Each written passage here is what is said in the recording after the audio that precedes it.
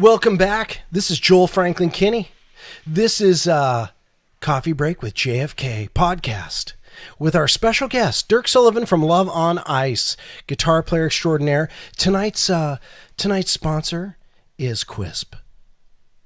No, it's not. I just want to say Quisp. Do you remember Quisp? Of course I remember Quisp. It was the disc saucer-shaped cereal that tasted like Captain Crunch that just like shredded the roof of your mouth. As Captain Crunch did.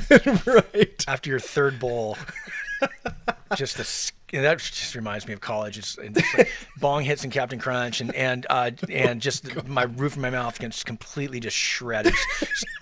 Stalagmites hanging down, Right. his skin just completely torched. So Quisp. Yes. Yeah, a buddy of mine, I'd mentioned it on Facebook, and he's down in Rose-Tucky. And next thing you know, I get this box from him. Dan Pierre, great sense of humor. Great guitar player, by the way. Lefty. As a matter of fact, that's where I got that lefty neck that's on that 70 Strat that I've got. Oh, cool. Yeah. And this box comes, and I open it up, and it's a box of Quisp. Hilarious. And you can get them at like the Dollar General or something. They're like, they think they still sell it in Indonesia or something. And so somebody got a pallet, right, of Quisp. Awesome. Okay, so enough of that. All right, so we've been talking about Dirk's journey into the band. How he met his bandmates, and then getting together and playing with Mother Love Bone and Alice in Chains, and then connecting with London Bridge Studios, where all those great records, many great records, and the Seattle grunge movement, all that was happening back in the late 80s, early 90s. Before we jump into that, though, Dirk, let's go way back, man. Let's go way back. I want to hit on this, a couple things. I want to talk about gear, and I want to talk about your influences. So, you started playing music at an early age, and you were a band guy, right? I mean, kind of, yes. I mean, not really that early. You played didgeridoo and piccolo. Yes, exactly. Skin flute. Yeah. Mastered the skin flute, yes. Well, the truth is, I did what most kids do. I really wanted to play drums, really bad. Okay, why? What was the first thing you heard that made you go, "Oh, I want to play"? Peter fucking Chris, man. The Cat Man. Yeah, I don't know why. I just wanted to play drums, and I remember by the time I was in band, it was like 7th grade, I think, 7th or 8th grade, and I remember the band teacher did it like some kind of music. I don't remember what it was, but they did kind of like this thing where she like played a bunch of notes, and you're supposed to tell, is it higher or lower, and it was kind of like a little, They call that a hearing test. Yeah, exactly. It was like a musical. Yeah, I don't know. Anyway, long story short, I wanted to play drums, and she was like, you can play drums anytime in your life. I think it'd be a good idea. You got a great ear. Why don't you play trombone? And so I started playing the trombone, and exactly. And I remember being at home listening to Cheap Trick, Dream Police. That album was fucking awesome. I love it. Still to this day, top 5. Really, absolutely fantastic record. And playing trombone to Gonna Raise Hell, and chasing the cats around the house and freaking the cats out. So that was my band experience. I don't think I played trombone for much more than 1 year. In school. I didn't actually start playing guitar till I was 17. My mom had a nylon string guitar around the house, actually a really nice classical that I still have. But I wanted an electric guitar, and I plinked around on her acoustic probably when I was 16, and I knew I wanted an electric guitar. I mean, really bad. And at the time, there wasn't much for music stores in Albany. I think there was a Music West, and they sold a bunch of Mateo stuff. Yeah, but I've been to Weathers in Salem, and I was like, oh, what? That's probably where Arnold got that Mateo bass. Probably. But I remember when I got birthday money when I was 17, money from my mom and dad, money from grandma, and I went to Weathers in Salem, and I bought a Takamine. It's kind of a hybrid Gibson Explorer copy. It's shaped like an Explorer, but it's much pointier. And I got that. Takamine electric. Yeah. This is Weathers. Weathers, yeah. And you were 17? I was 17. And I got that, and I got a little 10-watt PV Decade amp. And Hey, wait, had you played guitar before this? no, nope. Holy Not until I was 17. I did play. I mean, my mom, like I said, my mom had a classical guitar in the house, and at that point I started being interested in playing, but didn't know how to play a single chord, and I would just grab the guitar, and I can still remember the very first thing I ever played on guitar, and I just made up a little tune, and I, planked it out on the acoustic guitar. It's kind of a riff, or was it? It wasn't chords. It was just a little riff. Yeah. I mean, it was just kind of melodic and chordal. Yeah. It was something in it was G-ish. It was kind of a drone off the G string, essentially. Right. But anyway, got my first guitar and just dug in, and completely self-taught. I don't think I had anybody teach me anything. Did it come natural for you? Yeah, pretty much. And I also, there's a funny thing that happens, and some people have it and some people don't. And it has. Well, I would fall under the category of those who don't. No, it wouldn't even be talent. I'm trying to think of what it is, what you call it, where you absolutely think you're amazing from the very start. You start playing, and as soon as I could play a bar chord and just the power chord, as soon as I figured that out, I figured that on my own. As soon as I did, I was like, holy fucking shit, I'm amazing. And it was this whole delusion inside my brain that I can do this. I can keep getting better. And I played and I played and played and played and played and played and played and played and played and played and played and played. I mean, it was like the fire in my belly was burning fucking hot, and I couldn't not do it. It's all I thought about. Up till that point, I've been racing BMX bikes, and I was so into BMX. I mean, it was just like, I'm the ultimate get rad guy, and catching air and racing and stuff like that. And so no better way than to get rad than get a guitar with distortion and just like, yeah, it was. And I remember, people are going to laugh at this, but a lot of people say, what made you want to play guitar? I remember really going back to grade school, and the band teacher playing like something, I can't remember, she must have been playing Boston, hearing I hear all these guitar sounds. I was like, oh my God, it's awesome. But it wasn't until really I heard Hold the Line by Toto. Oh yeah. I was like, oh fuck, I want to make that sound. Yeah. It's just like so guttural and just like, sure. And that's once I figured out power chords, I was like, I was unstoppable. And so, and then, quickly started developing, my right hand rhythm style and listening to records and trying to learn things off records, which was nearly impossible because at that point I was probably listening to Van Halen. And you're like, what? I can't do this. How can I? Yeah. How can it's like that? Everything you play on the neck doesn't come. You can't get it to. No, wrong. It's like somebody standing there going wrong. Yeah, wrong. But I was delusional enough to think I was really good too, and so and actually, I probably was pretty good. I mean, I caught on really quick, and I immediately got the point. Learning other people's songs is hard, but making up your own stuff is so easy because you can come up with stuff and you can be creative, and that's what I started doing on the instrument almost right away. It's just making up my own stuff and getting together with people and. People in high school and playing stuff. There was a band that I did play in for a brief time in high school. We even played a gig at the school. We played a bunch of covers, and that's within a year of getting that guitar. Yeah. I was a junior in high school. My birthday is December 2nd, so when I was 17, right before Christmas, I got a guitar. And by the time I was 18, I was in a band and we were playing covers at school. And I probably wasn't very good, but at the same time, I thought we were good and it was fun. And it was, and I had a friend that I'd met who was singing in my band at the time. He was from Lebanon, Oregon, and he was a phenomenal singer and songwriter. And I learned a lot from him. He's a guy named Scott Fairclough.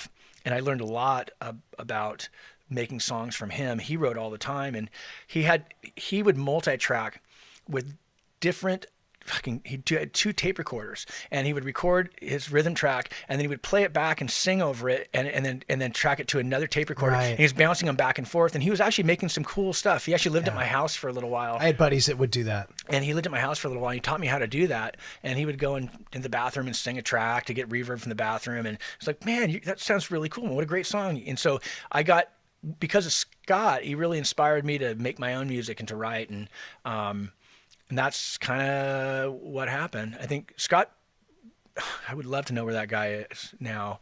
I knew he was up in Gig Harbor in Washington, and I think that he was I think he had done a lot of Christian rock type of stuff. Like I said, I've lost track of him. It's probably been 30 years. But nonetheless, I learned a lot from that guy. And but I knew immediately that I wanted to play music, and that's what I was going to do. Up until that point, I didn't know what college meant. I figured I would go to college, and I was really into art. I was always into drawing and things like that. So I figured I would do maybe graphic art or something like that. Sure. But then once I started playing music, it was like, oh no, I need to know more about this. And I was really hungry to know theory. That was the other thing. I wanted to know how it all worked. I wanted to know how it ticked. I wanted to know why those notes are working in that solo. Right. And I did, and I learned a lot of theory on my own. Once I figured out that everything's based on the major scale, and it's just all about modes. People can talk about modes all day, and there's it gets to be very interesting the way modes work and the way the notes work together based around whether you're playing in Dorian or whether you're playing in something in Aeolian as opposed to Dorian. How that sounds different. How the Beatles wrote a lot in Dorian. But at the same time, it's all a major scale. It's all the same scale. It's not some exotic scale. It's what note in the scale do we start with? Yes. And right. so and that gives it the flavor. Yeah, exactly. That gives it the flavor. So once I figured that out, I wouldn't say I was unstoppable, but I could use that little bit of information and my ear to help me out. And you pull from that, right? That's part of the wheel, the part of the toolbox. Yep, exactly. Yeah, and you're like, oh, now, the whole practical application is you learn there, like, all right, well, now I'm going to practice putting that into what I do. Yeah. Even if you're not going to use it later, it just opens that whole thing up, and then it's subconscious. It's not like I knew exactly how the machine worked, but I understood how to build chords, and I understand why certain chords were there and what they were, and it just helped. It helped me to know that, and not that I based everything on it in writing. You just kind of follow your ear, but yeah. Anyway, that was the beginning of, and I liked it, and I loved music theory. It was a lot of fun studying that in school. I mean, I really did. I really enjoyed it very much. Well, it shows in your playing now. And there's other classes in school that I enjoyed very much, like sight singing ear training, being able to look at a written page and be able to sing the notes, understand the sound, the different. What the different intervals sound like, getting little tricks like, a perfect fourth is the wedding song, da da da da da da. Perfect fifth is Star Wars, da na.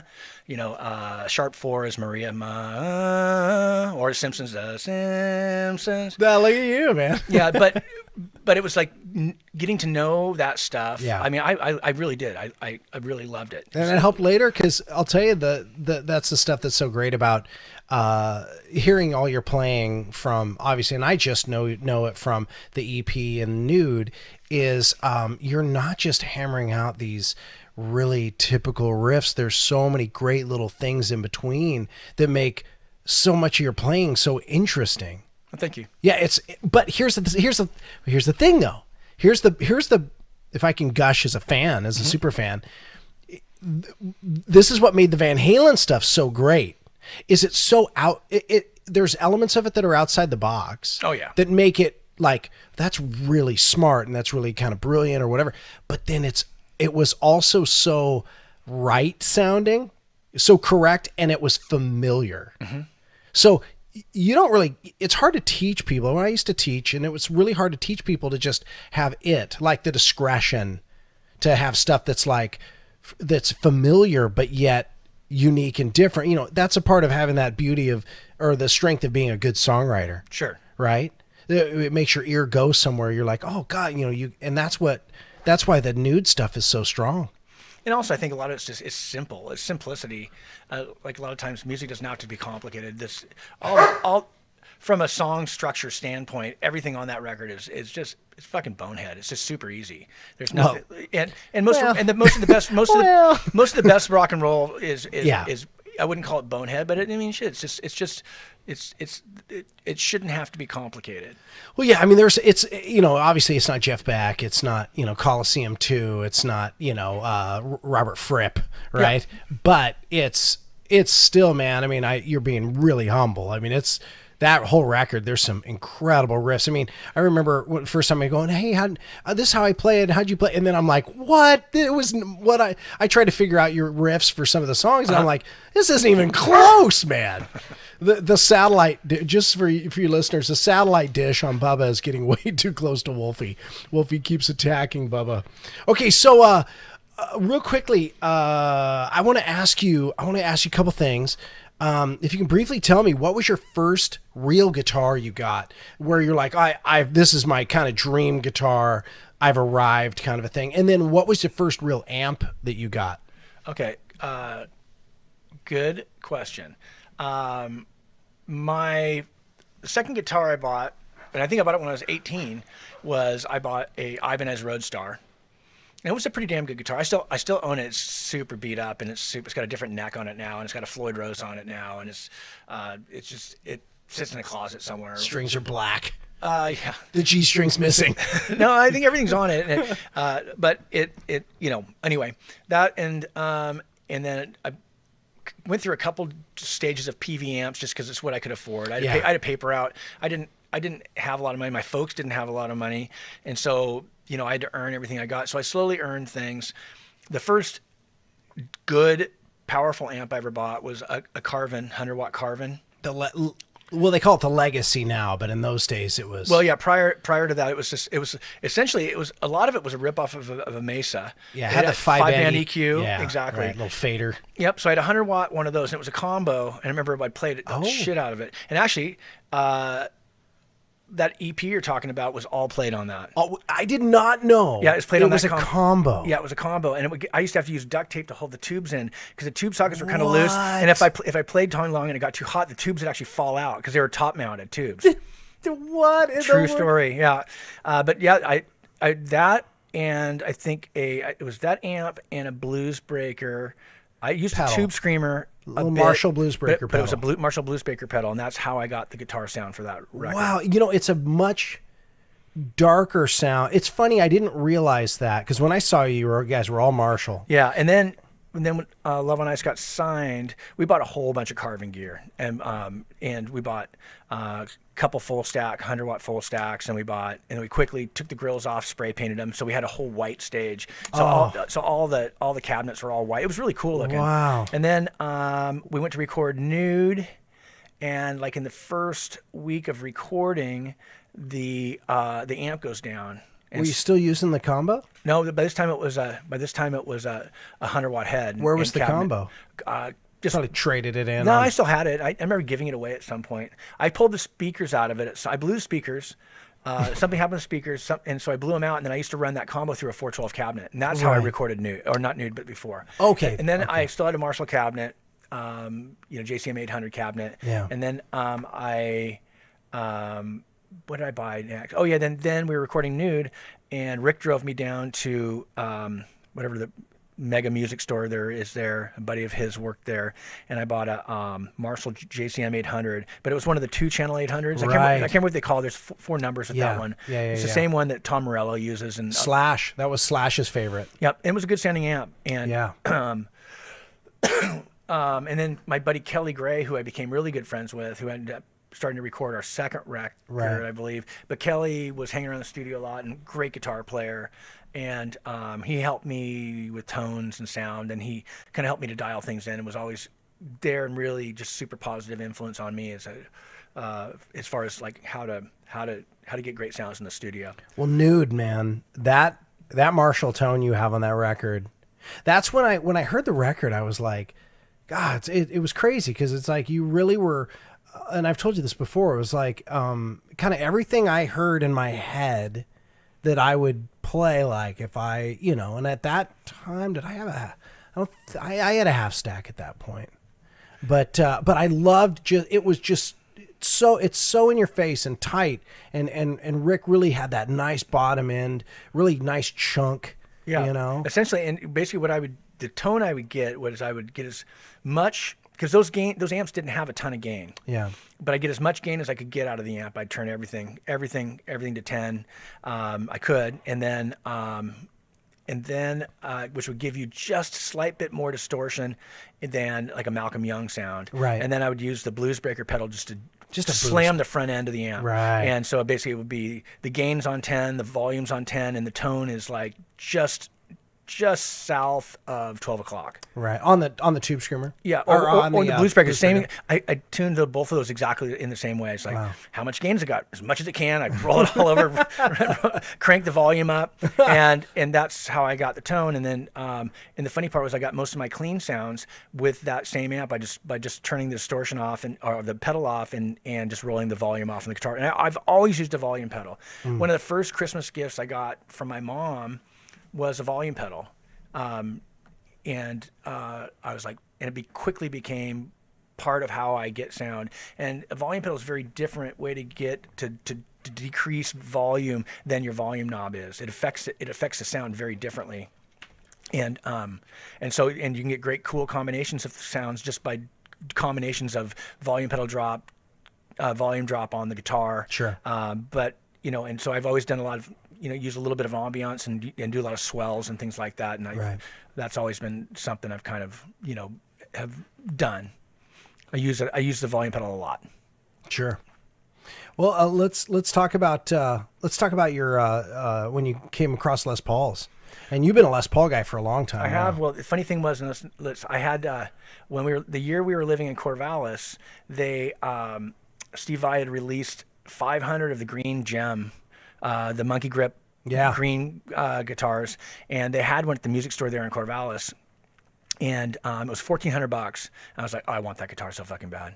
It's a lot of money in those days. It was, yeah. And so I took out, my mom co-signed, and I took out a loan. Wow. And got the money to buy the guitar. I put it on. I gave him $100 to hold the guitar for me and don't let anybody buy it. And then I bought it. It was number 357, and it was signed and numbered and stuff. And I played that guitar, and that's when I recorded all the Love on Ice stuff with. The entire Nude record was recorded with that guitar, aside from a Strat on a couple things, and and then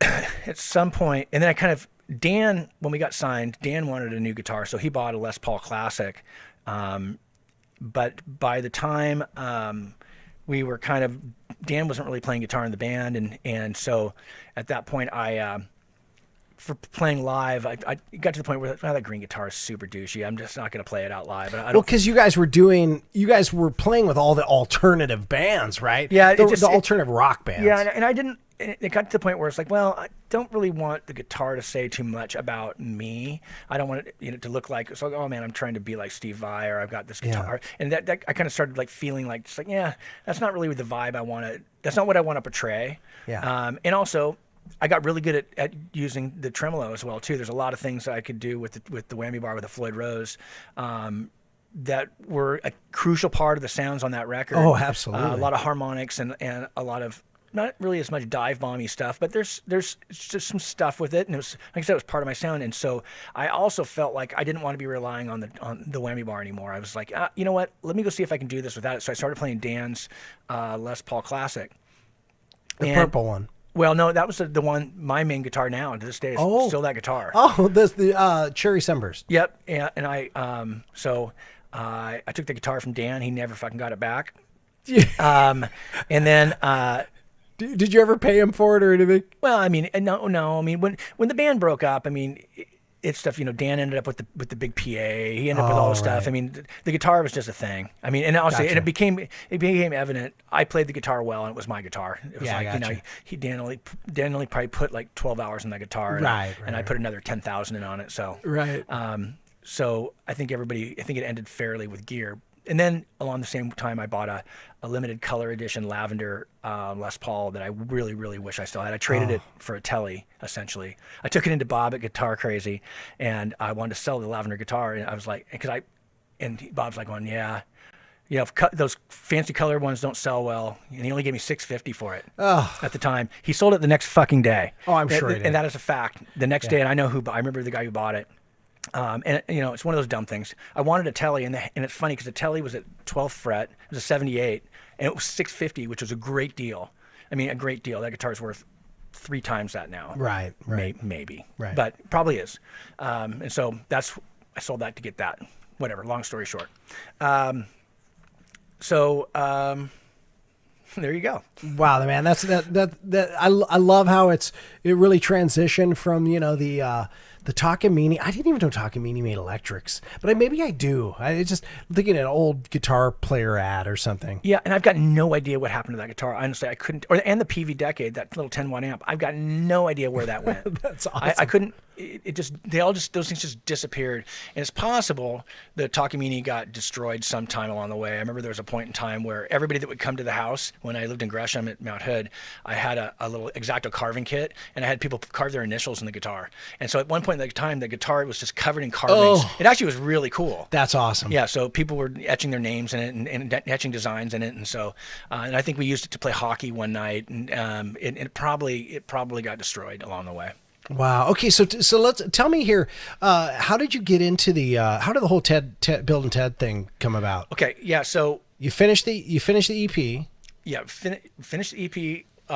So that's actually an interesting part of the story. So started telling you that. So we're giving these tapes away. We started selling them at locals only. Music Millennium. Everybody had them, and people loved it. I mean, we were getting a lot of positive feedback from it. Started getting phone calls. Had a guy who wanted to do a deal where he would basically not necessarily manage us, but help us get signed. We were really interested. We were talking to that guy, and then a guy by the name of Kevin Williamson with Atlantic Records called us. Kevin got the tape somehow, and that's like. My heart just stopped when you said that. And that's the call that every 20-some-year-old. And this is what year? 90 or 89? 90, 91. It might have been 91. It might have been 90. 90, because late 90. Okay, you'd been playing guitar since 84. Yeah. And you were as good as you were on that. That's ridiculous. I mean, I think. But you probably put in 1 billion hours every day. I did. I absolutely did. And And if you would ask me at the time, I honestly didn't think I was very good. There's so many people that are so much better than I was, and it's like just light years from me as far as what rock guitar talent of that day. You know what I'm saying? It's like I was very capable and I was very creative, and I think that those were the things. And I was fearless, and though, like I was joking earlier that, I was so super delusional that I was like amazing, there's a certain part of that's true and a certain part of that's not. Well, yeah, there's a part when you start maturing and you realize, all right, it's an even playing field, but how good did that serve you? Because here's the thing that when I taught, this is the thing I ran into all the time. And I'll be clear, I taught basic entry-level guitar lessons. Mm-hmm. I got a lot of kids playing. They're still playing today that play circles around me. But the thing that kills so many kids is when it doesn't come naturally. Yeah. And they don't feel they're good. And it's a struggle. And it was a struggle for me. I was never a natural. That served you really well, having that immediate sort of, oh man, I can do this. Yeah. That fires you up. It did. It was it was a lot of fun. So Kevin Williamson calls, and I can't remember, he flies to Portland. He sees a show, and actually it's interesting about Kevin. Oh, where was the show? Satyricon. Okay. And then he basically kind of started. He helped us in ways that I can't even put into words. I don't think that he necessarily cared that he was going to sign us to Atlantic. He was going to help us. And that was his mission. Yeah, it was really interesting. He liked the band. Cool. He championed the band. I don't know if his bosses at Atlantic were all that into us, but he was. And he helped us out with a lot of things. Then we had another show. Then somehow, and I'm not sure how along the way, I think he referred us to a music industry attorney, a guy named David Cotico, young, feathered hair motherfucker, who had an amazing office, on Melrose, and really feathered hair. he was, but he was a cool guy, and he knew the music business really, really, really well. Wow. And so he said, first thing we're going to do is we're going to get you a publishing deal. And so he did. He got us. He sent our music out and got us a deal with a guy named Kaz Utsamanaya, who is with Virgin Music, and we got a publishing deal from Virgin. We got a bunch of money up front from that, which was very exciting for us. We were able to basically afford to survive this next little bit without having to worry about working, and we could really put our energy into playing shows and getting as many people to see us as possible. Yeah. And do you mind me asking how much the advance was? Dude, I honestly couldn't tell you. I don't think it was $100,000, but it might have been just up against $100,000. Holy crap. I thought you were going to say like, $10,000. No. It was just under $100,000. Wow. And I don't think we got it all up front, but we did get a nice advancement on that, and we received portions of that. And you bought gear with that too? Mm-hmm, yeah. Yeah. And so that did that, and then somehow along the line we ended up organizing a showcase in Portland, again at Satyricon, a big Saturday night show, and everybody from everywhere came to the show. We had Barry Squire from Warner Brothers Records. We were talking to him. Once again, Kevin Williamson from Atlantic. Because you guys didn't have the Interscope deal yet. No, but a guy named Tony Ferguson showed up at the show who was with a little tiny label that didn't have distribution yet, that nobody knew about, called Interscope Records. And we hit it off with Tony, and really liked him. British cat. He still works today in the music industry. I think he lives in Portland now too, would love to see him. He's a really good dude. Yeah. So anyway, might get some of the facts slightly incorrect here, but essentially, our attorney came to us and said, basically you're going to get offered deals from a number of these labels. I think Warner Brothers was going to offer us a deal, as well as Atlantic. But he said, this is going to sound crazy, but I think you guys should go with Interscope. They don't have distribution yet, but they're going to. They're going to be huge. They're going to be the biggest label in the world. They got Jimmy Iovine. This thing can't fucking tank. It's huge. And David was right. I mean, we didn't. We ended up making a record with Interscope. We signed with them. They quickly end up with really, really great worldwide distribution. We made the record. We were like the first thing that Interscope ever put out was a guy named was it Gerardo? Oh yeah. What the fuck was that song? I don't even remember. Oh yeah, that guy. Yeah, but big hit. Yeah, it did have a big hit, but pop Latin guy. Yeah. And then I want to say I'm too sexy for my, but that's not it. No, but it wasn't. Rico Suave. Yeah, that's exactly what it was. Rico Suave. Yeah. That was on Interscope. That was on Interscope. Crazy. And then there was a band called Neverland that they signed. Oh, great band. Yeah, and they were a great band. They were on the Bill and Ted's thing. Yeah, exactly. I think the Bill and Ted's thing was kind of this neat little gift they gave each of us. Wow. Just kind of here's a Kickstarter for you. I think we got $15,000 to have the song on the record. And wow. I still receive pennies every quarter from BMI. Do you? Yeah. For like, what are you going to check for, like $13 every? Yeah. Well, I mean, it's funny because I have some other publishing things that are out there that I've done over the years. And so mailbox money, man. Yeah. I used to, the BMI checks used to be fairly decent. Now they're laughable, like $78 a quarter or something like that. But what was the biggest they ever were? I'm sorry bringing up money. I'm just really strictly curious. It's been so long ago. Oh, dude, yeah. And we're getting way off track because after Love on Ice, I started working as a studio musician with a couple cats in Portland. Brent Williams, the bass player from Love on Ice, his brother Greg, who worked for a studio, Bill Scream Studios in Portland. And Greg played drums, Brent on bass, and me on guitar. And we would go in and do little jingles for Bill Scream and the different things he was working on. And he'd make $50 here and occasionally make something here for an evening. And he was doing music for this workout machine, an infomercial. These new things called infomercials were coming out. And he was doing a full score for this infomercial. And they'd track, and it's for this workout machine called a Gravity Edge, and it was all this motocross and stuff. And so they basically filmed and used like Metallica and a bunch of other metal stuff as what they were cutting to, but obviously they can't use that music. Of course. So we had to go in one night and we wrote music. Metallica-ish. We made music, like hard rock music, to go along with this video. That is it still, is that any of that on YouTube? Now here's the funny part about this.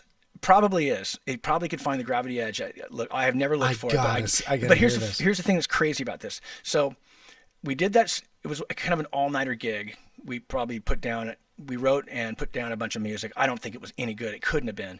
But but anyway, we get paid for it. I remember getting the check for the session, and it was like $500. And I was like, oh, fuck, they added an extra zero. Do I need to go in there and tell them? It's like, I was just shocked I made $500. Oh, you thought you were just to make 50. Yeah, I mean, it's just like, I was just happy to be there. Really? I wasn't there for the money, really. This is after Love on Ice. Yeah, after Love on Ice. So, And then this thing starts playing, and for whatever reason, they spent so much money on advertising. It played like crazy. What I did not know was that we got paid every time it played. Oh. Nobody told me this. What? Nobody told me this.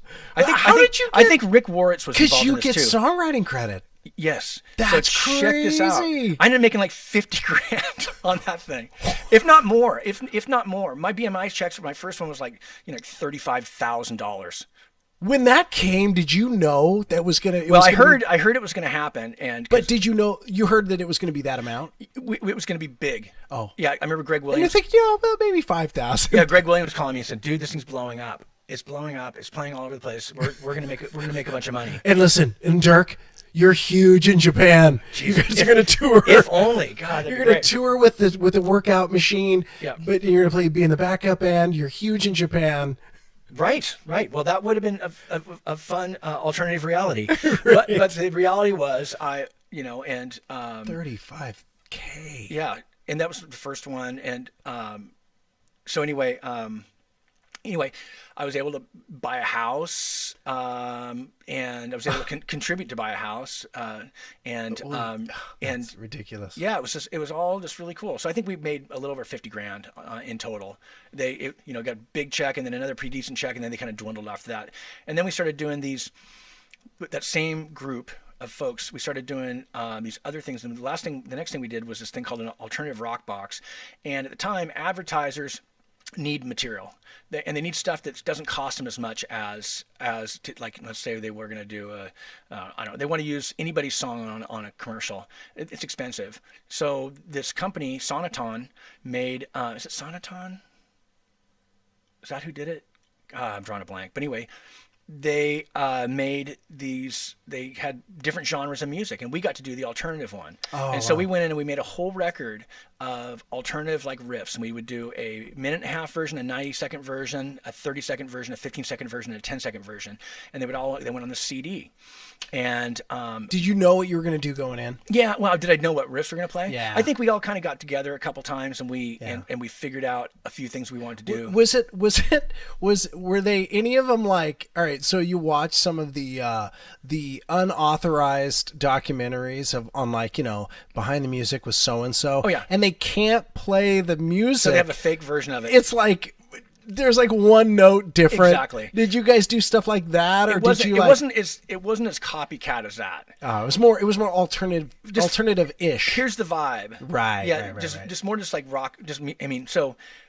But anyway, it was cool, and that did really well too. And I had one of the songs on there was on a Circuit City ad that played for fucking ever, and still to this day it still gets used. There's Science Channel, History Channel. You hear it and you go. I've never heard them, but I know they play because I get my BMI report and they're all listed. That's just awesome. Of the countries and the TV shows. I have a song. One of those songs ended up on an episode of Friends.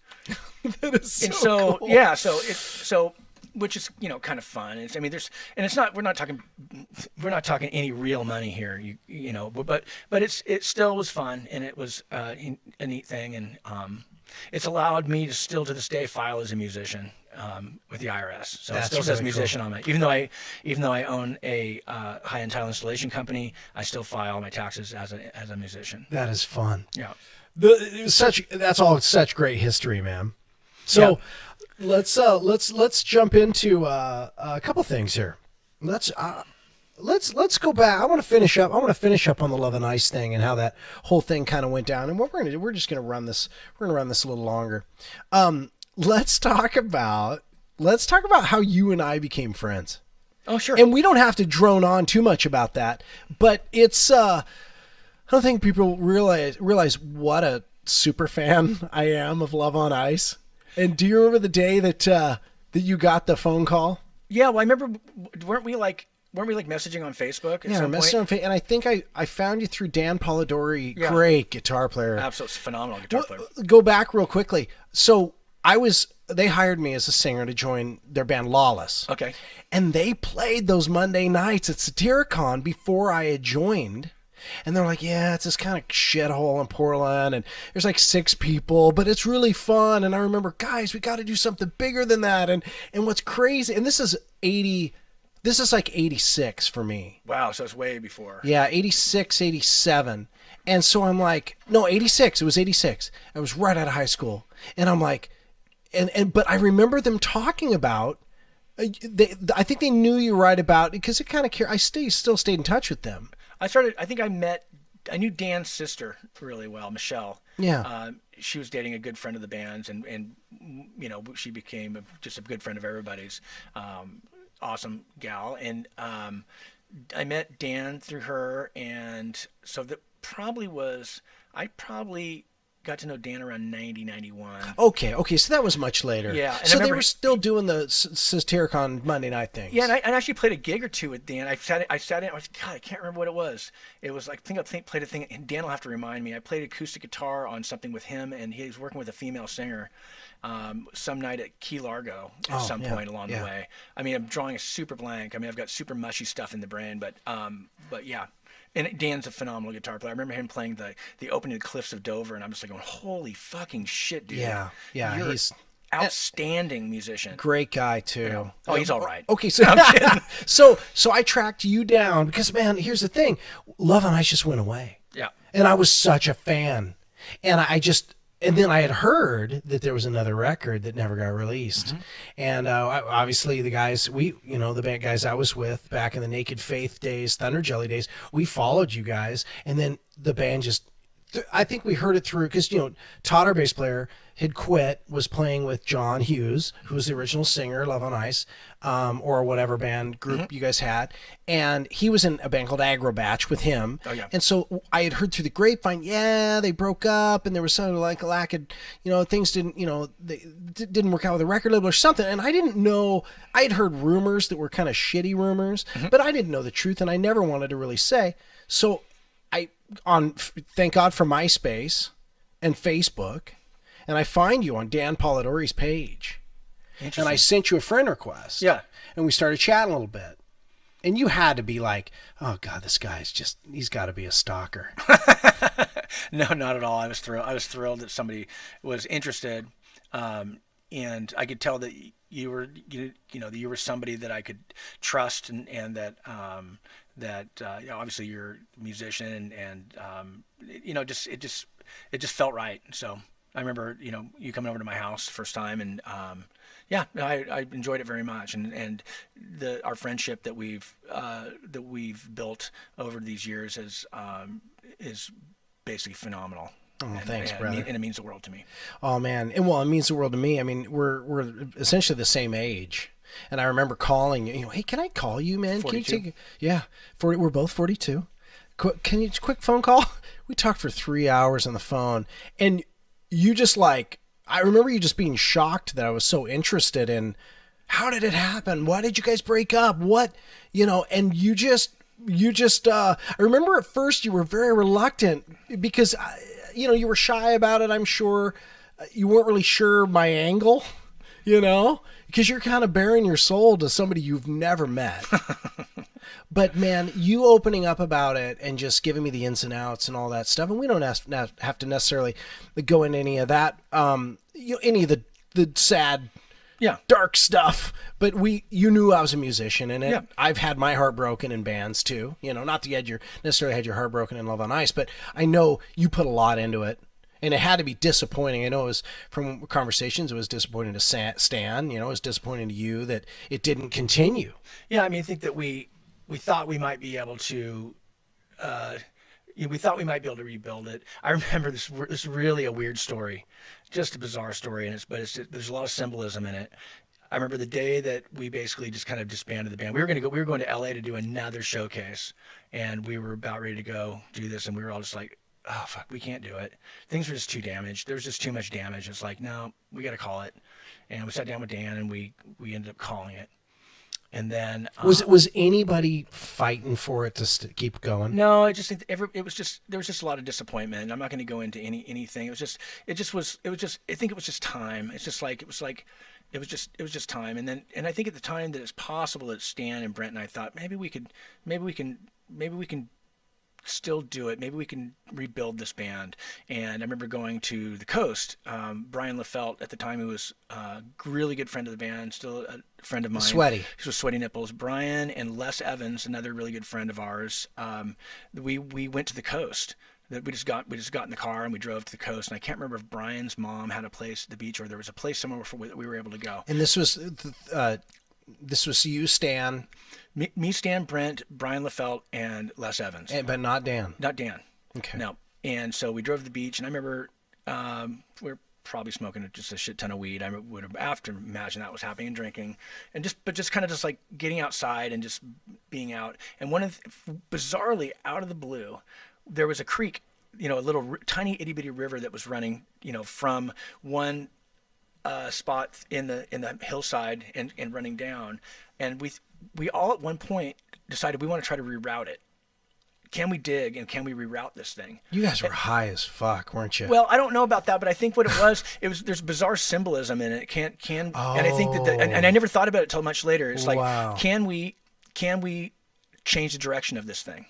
Can we physically change the direction of this body of water that's running in here? And it wasn't until later that we dug. Everybody got in. We might have been high as shit. I don't remember, but we probably were. But nonetheless, we're all digging and digging and digging and digging and digging. Everybody's pitching in, trying to make this water turn this corner and go a different direction. And it kept bouncing back out and heading. And I remember there was a little bit of defeat at some point after an hour. And so I think we just gave up on it.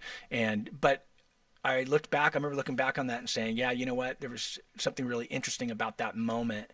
And we did make a little bit more music. Brent and Stan and I did, but nothing ever took. And so at that point, I think Stan kind of wanted to do something different. He had an opportunity to move to Christchurch, New Zealand, to do some work. And so he did. Stan moved to New Zealand.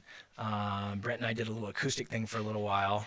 And then that was it. And then poof. Wow. That's some serious symbolism, man. Yeah, I think so. I mean, it was a weird thing to bring up, but it was just one of those things that's like, I think we gave it a shot, and it just wasn't, we just didn't have the heart that it's going to take to basically put the train back on the tracks and continue on a different direction. When you're tired. Yeah. Oh, we were beat up. We were beat up. Just tired, man. And I think, it is. We did. We gave it a shot. We made a second record. We left. We ended up leaving Interscope. And there's a bunch of reasons why it was the stupidest thing we ever did. But at the same time, we thought, well, we're going to find somebody else who might appreciate where we're going. And it the train kind of just jumped off the tracks a little bit. Yeah, and that second record is so completely different. Yeah, I think that it was something we needed to do and make, but I think that we kind of lost the roots of where we originally had started. And I think that sometimes second records are like that. Had we maybe gotten our heads cleared up and went and made another record, we probably could have gotten some perspective and maybe came in a different way. But hindsight, fuck it. I look back on it and I can now say I'm proud of the work that we did at that time, and I'm happy about the relationships I built during that point in time. There's a lot of things I'm sad about that I wish I personally could have done different. But once again, you live and learn. You don't know what you don't know, and every day you learn something. And so yeah, well, I'm so glad. I hope you realize that well, number one, you're really worthy of the praise for that period and the music that Love on Ice put together. That's including obviously even the third unreleased record. You guys were certainly a huge talent and a really major mark. I mean, it's funny you mentioned you're like, I was just kind of I wasn't one of the best guitar players in that period. Actually, man, I mean, I'll say this to my to my last breath. You were of all those Seattle bands, and this includes all the cats from obviously I'm sure you're not going to necessarily agree with this, but from one guitar player to another, and I know what it takes to play the stuff that you have to play that you played. You were as good or better than anybody of that generation in that era. I mean, you in that period you had the guys still doing the Kip Winger, Red Beach, shredding guitar player, Richie Kotzen, obviously Steve Vai, Paul Gilbert, Racer X, all that stuff that was happening. But you guys were really considered part of that Northwest sound. You weren't grunge, right? You weren't Soundgarden, no. But you guys were had this crushing edge to you, but you were also there was something so unique about Dan's melodies. Yeah. And I think that's what gave you that alternative edge. But yeah, Dirk, your guitar playing was just absolutely brilliant in that stuff. And I recommend that new to anybody. It's on YouTube. Is it on, do you know, is iTunes, Spotify? It's not anywhere. Yeah. But you can get them on eBay. I see them on eBay. Like I said, I see them for sale on eBay for $1 all the time. God, but I have several friends who we have them and we play them regularly. It's funny. Let's talk about the EP real quick. Different producer, and well, it actually was the same. Rick did it. Oh, Rick did produce it? Yeah. When you call it, it was Kelly Gray engineered though. Yeah. No. Rick did the demo, the first demo, the 4-song demo. Rick did the whole thing. No. I'm sorry. Forgive me. I call it the 94 EP, but it's not. The 94 record, the record that was never released. That was done at London Bridge, but it was Kelly Gray. Kelly, right. You can tell that Stan is no longer bringing the groove in. These songs are really riff heavy. I think I was probably bringing in more of the material at that point. I mean, I think we always wrote together. It just, and I'm really not really sure. Stan has a couple things that start out, but it was just different. And I think we were just at a different place, and we wrote a lot of that stuff while we were on the road. Playing with a lot of the bands, because it had a real Alice in Chains vibe to it. Yeah, a couple of the tracks do. I think that we were personally maybe trying to go for something darker and edgier. Yeah. But I can't say that for sure, whether it was intentional or it's like we didn't really talk about wanting to change directions. We were just making the music that we were making. Yeah, and so why wasn't that released on Interscope? They didn't like it, and they didn't like the music. They actually they were really actually trying to work with us, and they were like, you know what, we think we got a couple songwriters we'd like you to get together with. We think that, and at that point it was like, well, fuck you, we're not going to work with the songwriters, so we do our own shit. And looking back on it, it's like, oh, that was a mistake, probably. A big egotistical mistake to have just have done that, because something really neat may have came out of it, and it may have helped us break out of whatever rut we may have been and helped us kind of see ourselves. But once again, you can't look back on this stuff and go, oh, I should have done this differently. Yeah, you can do that all day long with your whole entire life. But That's the truth true. is, you're living the life you live because of what you've been through and what you've done. And there you go. Well, what's beautiful is, man, you continue to live a life realized, and you've never stopped playing. No, and it shows. I mean, how exciting though too is you've had some pretty famous people reach out to you and want to have you kind of help them with their playing. Yeah. I mean, a few years back, you had some, I'm not going to name drop for you, but I remember these conversations. You had some of your Seattle friends reach out and want you to come up and sit down and work on some open tunings and stuff because of your prowess. Yeah. A little bit. I think you might have some of your wires crossed a little bit, but yeah, but I've definitely had an opportunity to play with some cats that were pretty, yeah. I will not mention. Yeah. Yep. I mean, that came out of, the fact that you just kept slinging it, and you were saying something with your music. Yeah, I've always, I still love playing the guitar as much as I did when I was 17 years old. I truly do. I sit down with the guitar every day. My kids would tell you that probably drives them nuts. Any opportunity I've got, I'm grabbing the guitar and I'm sitting there and I'm playing, or I'm working on something, or I'm woodshedding something. I've been playing. When I'm at home, I primarily play the acoustic guitar, and I have a really super sweet, amazing sounding Eastman. It's just the woodiest, most amazing sounding instrument. It's just like the sexiest sounding thing. I just love the way it sounds. I love the way it feels, and I can't put it down. So, and a lot of stuff I'm doing now is just all, I don't hardly use a pick anymore at all. And I love playing with open tunings and capos and just finding different feels and different sounds. And like I said, it's a constant discovery. And in closing, the funnest thing about playing with open tuning is I don't know what the fuck I'm doing. Oh. I don't know what chords I'm playing. I don't know what notes. I don't even try. It forces you to. Wow. It forces you to use your. To go all Stevie Wonder. It forces you to use your ears. Yeah. And to search rather than use what you know. Yeah. It's kind of like years ago. There was this book that came out in the 70s called Drawing from the Right Side of the Brain. And when I was doing a lot of drawing, the great thing about this book, what it taught you was that a lot of times people's hang up on drawing is they draw what they know, not what they see. Yes, that's right. And so you end up, so a lot of the lessons are just basically staring at your hand and never taking the pencil off the page and drawing your hand without ever looking at what you're drawing.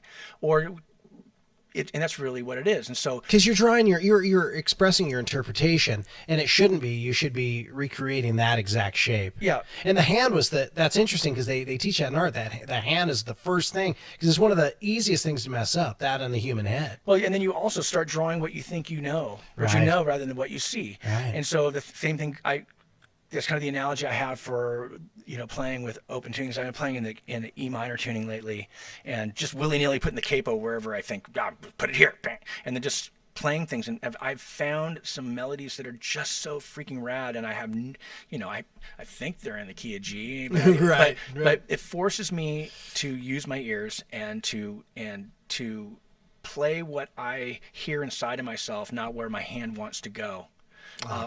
That's a great exercise, man. It really, really is, and it's been fantastic. And good, bad, or whatever. It's allowed me to create some of the most interesting music I've ever written in my life, and it's fun to feel that inspired. It really is. I'm 54 years old. I still want to keep doing this. I don't care really if anybody gives two shits about it. For me, it's really what I want to do. It's really important to me, and I adore it. And the greatest thing about being a guitar player is it's super portable. You can do it anywhere. You have your whole life to enjoy it. Yeah. And I plan on it. That's a beautiful thing. Well, it shows, man. That's brilliant. I mean, I can't begin to tell you how much I appreciate it. I'll get the text at 10:30 at night. Joel, check this out. You're like, all right, I don't have it down yet completely, but listen, this is the vibe. And then I get this, I open it up, and there's you, man, sitting on the stairs or something, and you're playing this incredible thing in open tuning. And my favorite, though, was I remember, I'll never forget where it was. I was on a job site, and we took a lunch. The guy my client took me, he goes, hey, let me buy you a hamburger. So we're at a little hamburger joint. I pull out my phone, and I send it. I don't know why I was thinking Showdown. And I send you a text. I said, Dirk, well, actually, I was thinking about all the old Naked Faith stuff and early Thunder Jelly stuff that I could not remember how to play any of those solos to this day. And I go, hey, do you think you could still play the solo to Showdown? And you go, oh, I'll think about it. So I get this text later that's a video of you with just a Strat unplugged, and you play it note for note, just perfect. But that stuff is such a joy. You can tell that you're playing. It really all comes from your heart, and it's such a joy for you. It's refreshing. Well, thanks, man. Because lots of times playing is kind of work too. You know what I mean? Well, and one of the beautiful things that you've helped me with is you've helped me to reconcile that part of my musical life. You helped me come to terms with it, to kind of reflect back and be proud of it, and to maybe to listen to it with a new set of ears and enjoy it for what it is, and not for any other reason. And it's allowed me to go back and listen to things and go, man, dude, that's pretty fucking good. Yeah, that's pretty cool. And remember stories about the songs, the things that happened in the studio, and why certain things are the way they are. And oh God, I remember when we did this, and I remember when we did this. I remember who was in the studio that day, and I blew the NS10 speakers. Actually, they were NS40. I was playing the overdub to a song Ugly, and I kept telling Rick to turn it up. Yeah, NS4s for you those who don't know. NS40s. NS40s, yeah, were the near field monitors, and they're very expensive. They're what the engineer listens to on playback. Yeah, they were double the size of the NS10s. They're big, and we kept blowing fuses in them, and then finally, we ended up blowing speakers in one of them. It wasn't my intention to harm Rick's gear. What was the song? Ugly. I was playing I was retracking the main guitar track, and I was like, because I really wanted it to, in the control room, to feel like it does in a live space. And so can you turn it up? Can you turn it up? Can you turn it up? Oh. I wanted to feel the sound just beating me down. Yeah, because that song is so I wanted tribal. to be able to lean into it a little bit, right? And feel like the sound is Were you tracking in the control room? Is that what you're doing? You were playing a solo or something? I went back, and we weren't happy with the guitar sound on it, so I wanted to redo the guitar. So I redid the whole track. Oh wow, because that is one of the tracks that really stands out as being like so fat and chunky, and yeah, it was I can't remember what it was. I don't remember what change we needed to make, but we retracked the guitar for that song. Most of the stuff we tracked, I wouldn't be in the control room. I would be out in the main room, and obviously all the amps are isolated. Would be out in the room with Stan. Right. Wow. Well, listen, we're gonna gotta go. Actually, we're gonna take a break here. And I think I want to jump in one more. All right. We won't go. The next one won't be too long. But anyway, we're with Dirk Sullivan from Love on Ice. I'm Joel Kinney, and this has been Coffee Break with JFK. Be back for in just a second with part 3.